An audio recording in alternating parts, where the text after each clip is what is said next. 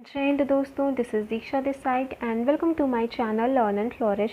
तो हमने अपना चैप्टर फिनिश कर लिया था, डिस्कशन हमारा हो गया था। आज हम कुछ क्वेश्चंस प्रैक्टिस करेंगे, क्वेश्चंस पे डिस्कशन करेंगे जिससे कि हमारी प्रैक्टिस जो है कि अच्छी हो जाए। ठीक है, तो हम अपना पहला क्वेश्चन देखते हैं क्या है। In how many parts cities of Harappa were divided. Harappa के जो शहर होते थे वो कितने पार्ट्स में डिवाइड होते थे। हमने पढ़ा था ना, याद करिए 2, 3, 4 और 5, कौन सा ऑप्शन सही होगा। देखिए, हमने पढ़ा था कि हड़प्पा के जो शहर होते थे वो वेस्ट और ईस्ट पार्ट में डिवाइड होते थे। वेस्ट वाला पार्ट क्या होता था, स्मॉलर होता था बट हायर होता था। ईस्ट वाला पार्ट क्या होता था, ये मतलब कि एरिया में तो बड़ा होता था, लार्ज होता था बट वैसे स्मॉलर होता था। तो हड़प्पा की सिटीज़ दो पार्ट में डिवाइड होते थे, तो ऑप्शन ए जो है कि सही ऑप्शन होगा। ठीक है, चलो नेक्स्ट क्वेश्चन देखते हैं। नेक्स्ट क्वेश्चन क्या है हमारा, the west smaller part was called.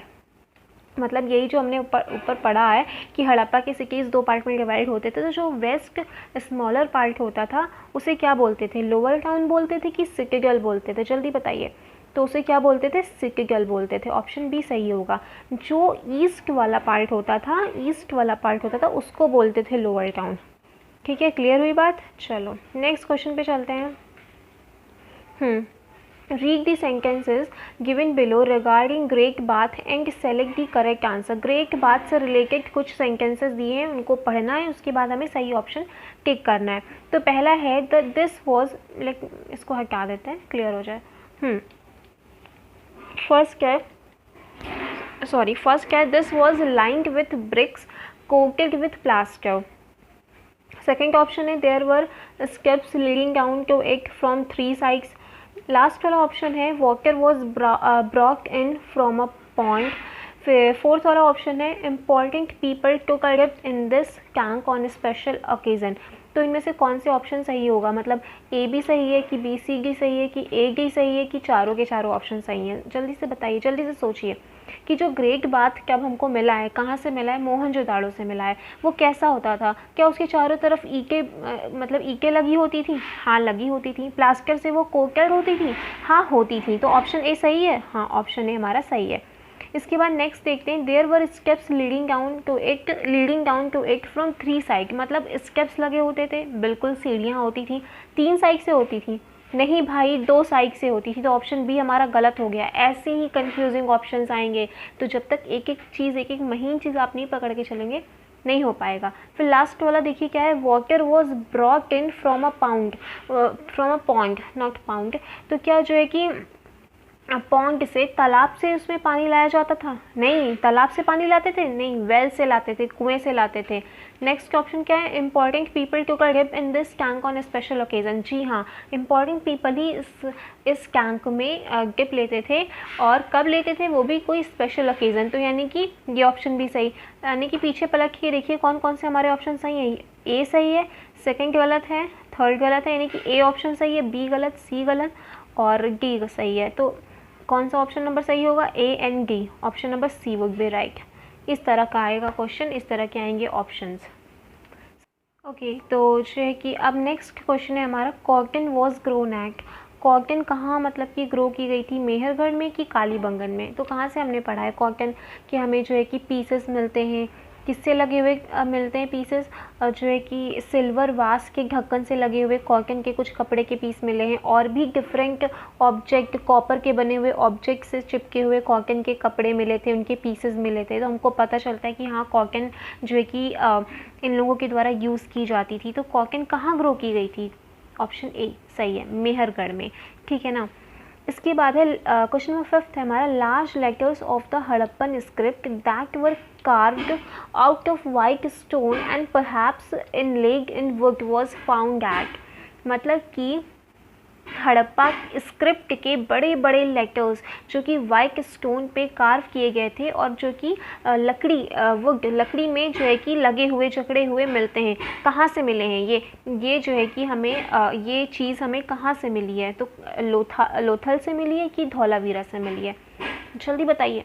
देखिए लोथल से तो हमको वो मिला था ना, याद है, डॉक यार्ड मिला था, बंदरगाह मिला था, जहाँ से हो सकता है कि गुड्स सप्लाई होती हो, गुड्स आती हो, यहाँ से जाती हो। तो लोथल से तो हमको डॉक यार्ड मिला है। ये वाली जो चीज़ है ना, ये हमको कहाँ से मिली? ये हमको धौलावीरा से मिली है। ठीक है, याद रखिएगा, होपफुली आप याद रखेंगे। और फ्रेंड्स, अगर आपको ये सेशन, ये क्वेश्चंस पसंद आ रहे हों तो प्लीज़ वीडियो को जो है कि लाइक करें, शेयर करें, कमेंट करें और अपने फ्रेंड्स के साथ ज़रूर शेयर करें, because sharing is caring. And class 6 के स्टूडेंट्स के साथ शेयर करें, सीटेट प्रिपरेशन करने वालों के साथ शेयर करें। ओके, चलो नेक्स्ट क्वेश्चन देखते हैं हम लोग। Regions behind the end of all cities was या वर। मतलब कि हमने लास्ट में पढ़ा कि हाँ, हमने तो पहले देखा सिटीज़ कैसे फ्लरिश हुई, कैसे क्या चीज़ें हुई, फिर लास्ट में हमने दुखद अंत भी देखा कि सब कुछ ख़त्म हो गया। तो वही पूछ रहे हैं उसका रीज़न क्या था, किस वजह से जो है कि नदियाँ जो है कि किस वजह से शहर जो है कि ख़त्म हो गए थे। तो पहला ऑप्शन है हमारा रिवर्स ड्राइड अप, रिवर्स का सूखना ये रीज़न था। डिफॉरेस्टेशन, वनों का बहुत हद तक वनों का कट जाना, ख़त्म हो जाना रीज़न था। या फिर रूलर्स, वहाँ के जो शासक होते थे वो अपना कंट्रोल खो बैठे थे पब्लिक पे, चीज़ों पे, तो अराजकता फैल गई थी। या फिर अर्थक्वेक आया था। What was the reason, what were the reason, क्या चीज़ें थी, जल्दी से सोचिए। तो हमने पढ़ा था भाई कि हाँ, ऐसा कुछ स्कॉलर्स ने बताया कि हो सकता है कि नदियाँ सूख गई हों। फिर डिफॉरेस्टेशन भी बताया था क्योंकि वो इतना ज़्यादा वो लोग फ्यूल यूज़ करते थे। किस लिए यूज़ करते थे? ब्रिक्स को पकाने के लिए और मेटल्स वगैरह, धातु वगैरह को स्मेल्टिंग करने के लिए, धातु वगैरह की। इस वजह से उनको ईंधन की बहुत ज़रूरत पड़ती थी, तो इस वजह से हो सकता है डिफॉरेस्टेशन हो गया हो। इसके अलावा मे बी कि रूलर्स अपना कंट्रोल खो बैठे हों। अर्थक्वेक के बारे में हमने कहीं नहीं पढ़ा, अर्थक्वेक का नामो निशान नहीं था चैप्टर में। समझेंगे, अपने मन से कुछ नहीं लगाना है कि हाँ, मे भी भाई अर्थक्वेक भी आ सकता है, अगर फ्लड आ सकता है, अगर रिवर्स सूख सकती है तो अर्थक्वेक भी आ सकता है। आई एग्री, आ सकता है, लेकिन हमको सिर्फ उन्हीं ऑप्शंस को करेक्ट करना है जो एनसीईआरटीज़ में गिवन है। खुद का दिमाग लगाने की आपको ज़रूरत नहीं है, हमको ज़रूरत नहीं है, मुझे भी ज़रूरत नहीं है। बिकॉज देखिए, बोर्ड जो है कि अगर हम कोई भी एग्ज़ाम देकर आ रहे हैं तो उसमें अगर हमारा आंसर किस बेस पे चेक होगा, तो वो एनसीईआरटी बेस पे चेक होता है ना, ठीक है ना। तो इसी वजह से हमें कुछ इधर उधर सोचने की ज़रूरत नहीं है। तो ऑप्शन ये गलत है। तो ऑप्शन कौन सा सही होगा? ए ऑप्शन, सी। देखो, ए ऑप्शन सही है कि सी की, बी की, डी, कौन सा ऑप्शन सही है? तो हमारे 1, 2 एंड 3 ऑप्शन है। तो किस में 1, 2 एंड 3 है? ये वाले ऑप्शन में। तो हमारा कौन सा ऑप्शन सही होगा? सी। देखिए, ऑप्शंस भी ढंग से पढ़ करके टिक लगाने, आँख बंद करके कुछ नहीं करना, एकदम अपने सेंसेस खोल करके ये सारे क्वेश्चंस देखने हैं। सीटेट में तो पेपर ऐसे आता है। चलो नेक्स्ट क्वेश्चन देखते हैं। Read the sentences regarding houses of Harappa city. Harappa city के मतलब हड़प्पा सिटी में जो घर होते थे उनसे रिगार्डिंग कुछ सेंटेंसेस दिए गए हैं, फैक्ट्स दिए गए हैं, स्टेटमेंट्स दिए गए हैं। आपको बताना इनमें से कौन से सही हैं, कौन से नहीं। हाँ, तो पहला है हाउसेज वर ईदर 1 और 2 स्टोरीज हाई, 1 या 2 मंजिल के बने होते थे घर। नेक्स्ट है जो rooms were built around the court yard, मतलब आंगन के चारों तरफ घर, कमरे बने होते थे, नॉट घर। ऑप्शन नंबर 3 है हमारा most houses had separate bathing area, मतलब बहुत से घरों में अलग से सेपरेट बाथिंग एरिया वगैरह होता था।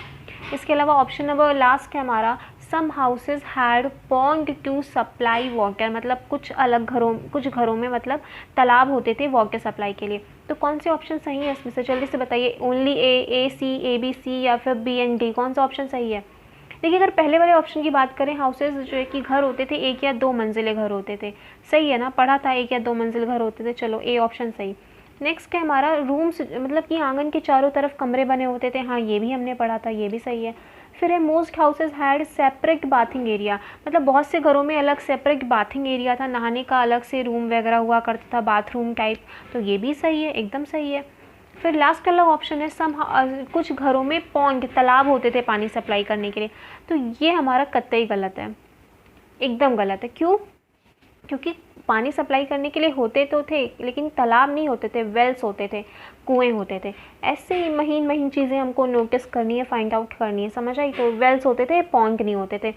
तो हमारा डी ऑप्शन गलत है। ए, बी, सी तीनों ऑप्शन सही है। तो तीनों ऑप्शन किस में दिख रहा है? ये ऑप्शन नंबर 3 में दिख रहा है, तो ये वाला हमारा आंसर सही हो जाएगा। ओके, सो एक क्वेश्चन और है, ये बुक का एक क्वेश्चन है, ये मैचिंग बहुत ही इंपॉर्टेंट है। पढ़ाते वक्त भी मैंने बताया था कि ये चीज़ें मैचिंग करके पूछी जा सकती हैं, मैचिंग के फॉर्म में, तो ये हम कर लेते हैं। देखिए ये मतलब मैच दी कॉलम्स, ये सारी चीज़ें हैं, मतलब जितनी भी मेटल्स वगैरह, जितने भी प्रीशियस चीज़ें जो लोगों ने सब मतलब कि हड़प्पा साइट के लोगों ने मतलब कि मंगाई बाहर से। तो कहाँ से कौन सी चीज़ आई? कॉपर कहाँ से मंगाया था? कॉपर पढ़ा था हमने, कॉपर कहाँ से आता था? कॉपर आता था राजस्थान से। गोल्ड, सोना कहाँ से आता था? कर्नाटक से। टिन, टिन कहाँ से आती थी? अफ़गानिस्तान से। प्रीशियस स्टोन्स कहाँ से आते थे? गुजरात से। गुजरात, ईरान, ये कुछ जगह थी वहाँ से आते थे, ठीक है। और कॉपर राजस्थान के साथ साथ और भी कहीं से आता था, वेस्ट एशिया का कोई जगह थी, ओमान आई गेस, शायद, हाँ। तो these were some important question. ये मैचिंग तो मोस्ट इम्पॉर्टेंट है, एकदम रट लो कि copper Rajasthan, gold Karnataka, tin Afghanistan, precious stone Gujarat. Very very very important, can be ask in any form ये चीज़, ओके। तो ये कुछ इंपॉर्टेंट क्वेश्चंस थे। और अगर आपको सेशन, जैसा मैंने पहले कहा, अगर सेशन पसंद आ रही है then please hit the like button, and subscribe नहीं किया तो ज़रूर सब्सक्राइब करें, बिकॉज हमारी ये सीरीज़ चलती रहेगी जब तक है जहाँ। और बाकी तो ठीक है, शेयर वेयर कर दो, बिकॉज शेयरिंग इज़ केयरिंग। मुझे भी अच्छा लगेगा और दूसरों को भी अच्छा लगेगा, और हमारा डिस्कशन तो चलता रहेगा, ठीक है। फिर जय हिंद, मिलते हैं।